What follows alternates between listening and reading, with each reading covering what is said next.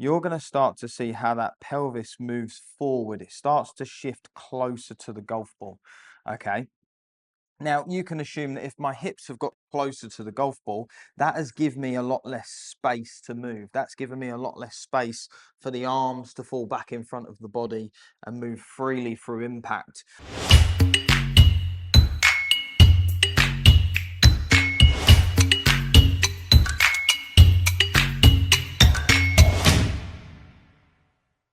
Hi everyone, and welcome back to my channel. In today's video, I was given an online lesson through the Titleist app. And if you haven't downloaded the Titleist app, please do. It's a fantastic platform for online tuition. There's some great information and great coaches out there.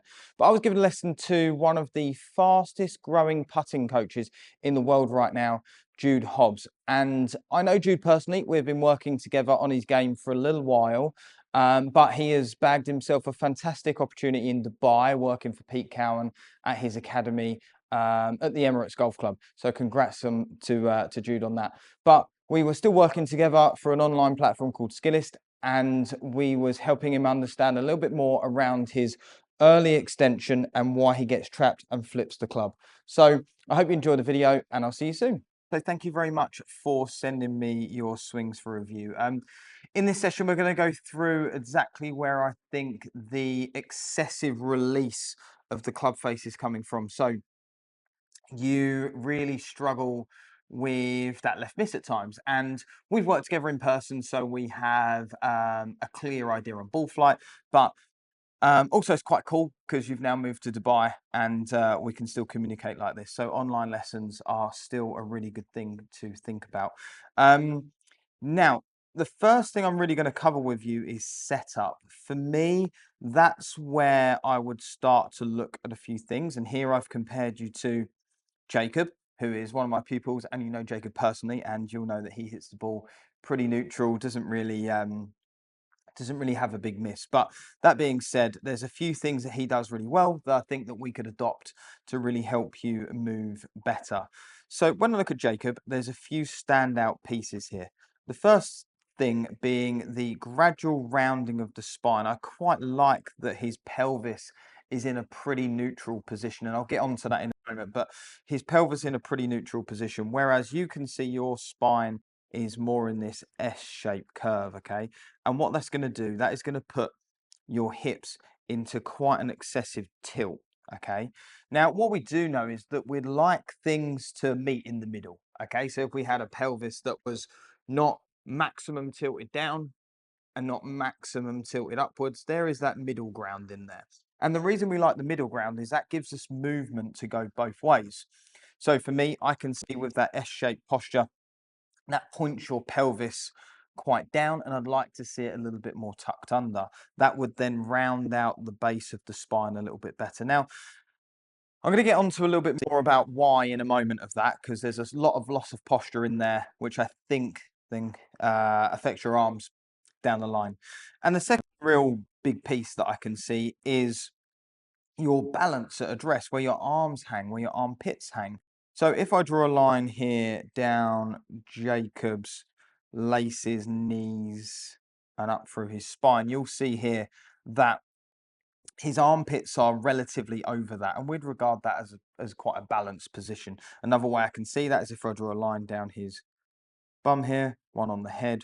You'd agree with me that those are pretty even spread lines. When I do that for yourself,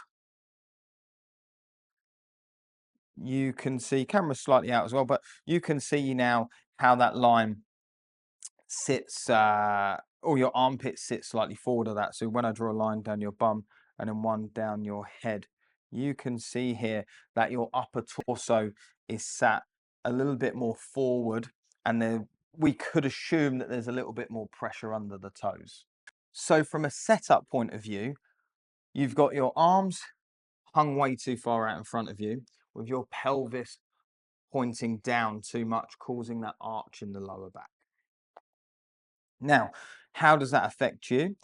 In your backswing, if I start to draw one line down your bum and then one line as close to the belt as possible. Now, this is obviously very difficult to measure in 2D, but you're going to start to see a few things.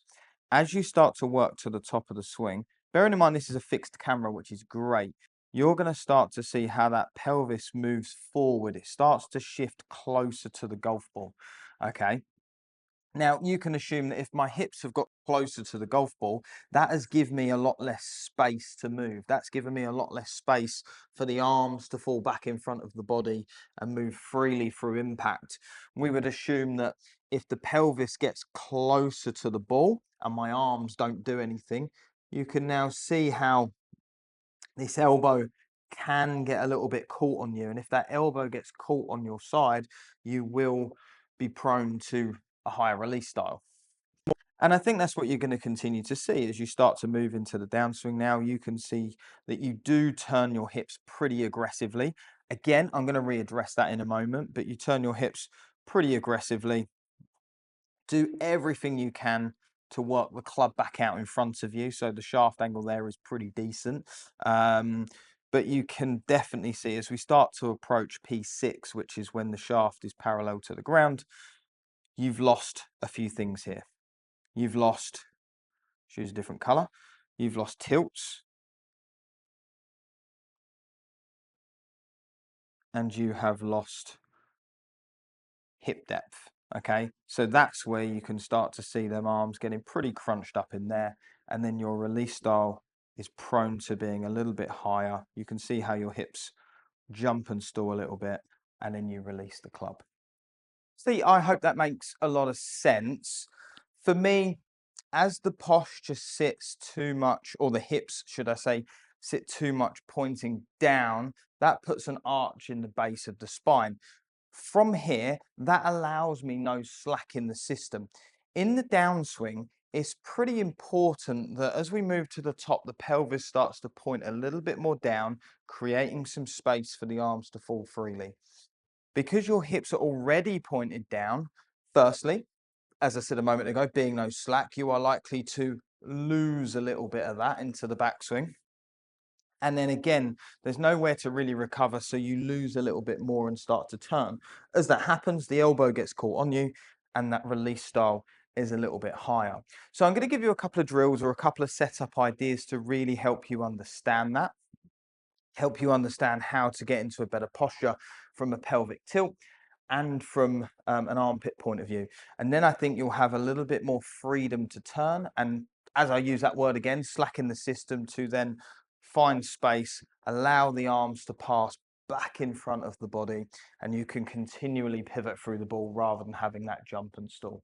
So there are two drills for this. The first one, I am just purely going to use a alignment stick. And what I want you to do with the alignment stick is actually pop that into your shoe right above your ankle. And as I'm standing here now, the reason I'm balanced is because both upper and lower centers are pretty much over each other. You would imagine that if my upper center sat like this and that stick stayed there, there is a high chance that if someone come behind me and pushed me, I would fall over. So I want us to work out how we can get into posture with that stick still under the armpit. So as I address here, now I'm going to move that off as I'm only small, but what I want you to understand is how I can do that. So from here, I'm then going to start to add tilt, add flex of the knees until I find a balance that feels pretty comfortable where my armpits are still over me and I'm here. And that would be, it's a bit difficult for me because I'm quite short, but that would be a balanced position there, okay? Whereas your initial start to this would be your upper torso to sit way forward and you go into quite an excessive front bend. And I see a lot of issues with that with players as well, that people are trying to achieve this straight spine, bum out, and actually that's not very good for balance and not very good for movement. The second setup tip is I want you to find a wall. Now I've just got my golf bag here, but I'm going to go pretty close to it and I'm going to stand upright. Then I'm just going to get my club head of my iron and I'm going to place that in between my heel and the wall. Okay, I'm getting to a good stance width as I do that. From here, my goal is, can I get my bum on the bag and find balance? And you'll feel that in the feet, so be aware of that. But as I go back, I can feel my bum on that bag. And then I feel like straight away I'm going to fall forward. So I'm going to add some different types of bends and tilts, different flexive of the knees to find a balanced position. And again, you should find that really helps you there. So now you can see that very likely my armpits are over my knees, over my laces to do that. Whereas before, two things would have happened. You would have put your bum on that and then gone forward, or your bum wouldn't have hit that at all as you've gone forward. So you've got to work out that it's okay to have a little bit more flattening of the hips as you do so. Which leads me on to the third part of this, which is actually helping you understand correct tilts. So from here, I'm standing bolt upright and my hips are 0 degrees tilted either direction. And I want you to work out what is maximum tilt versus minimum tilt. And I want you to do that a few times where you tuck under and tilt down, feeling like your bum is pointing way up in the air to feeling like it's tucked right under. And from there, I want you to find the middle ground. Once you've found the middle ground, which will feel a little strange to you at first, because it will feel like your stomach is almost rolled under a little bit, and it almost feel a bit like an old man's posture from there. And that's what it's going to feel like for you. From here, what I want you to do then is work to the top of your swing just as you were, and it might even feel like in your backswing that you are pushing a little bit more back now. It would very likely move itself, but from here as you go to the top, feeling like you increase that tilt a little bit. Then as you start working into the downswing, feel like you increase that tilt again while you let your arms come back down in front of the body. From here, you'll find it nice and easy to pass through with no stalling of the hips. And I would start with some small shots, regardless of how you strike it. You might hit a few heavy ones, but now I've got my posture set up, which will take some time to get into that. From here to the top, bum back, better posture, and then trying to hit a few shots from there. And again, it doesn't matter too much how you hit the shots. You're just trying to engage the core muscles and get a better feeling for that. So I hope that made a lot of sense.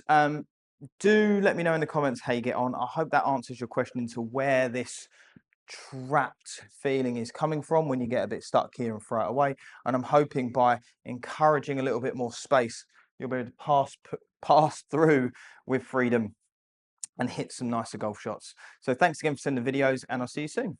Thank you everyone for watching that online lesson with professional golfer Jude Hobbs. I hope that made a little bit of sense into where that excessive release style was coming from. And actually, if we can control the body a little bit better, I'm hoping that that the arms will fall down and give him a little bit more space in front of him.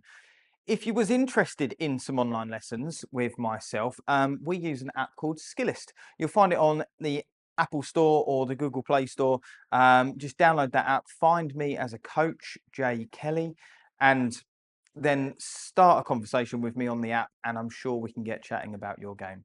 So thanks again for watching, and I'll see you all soon.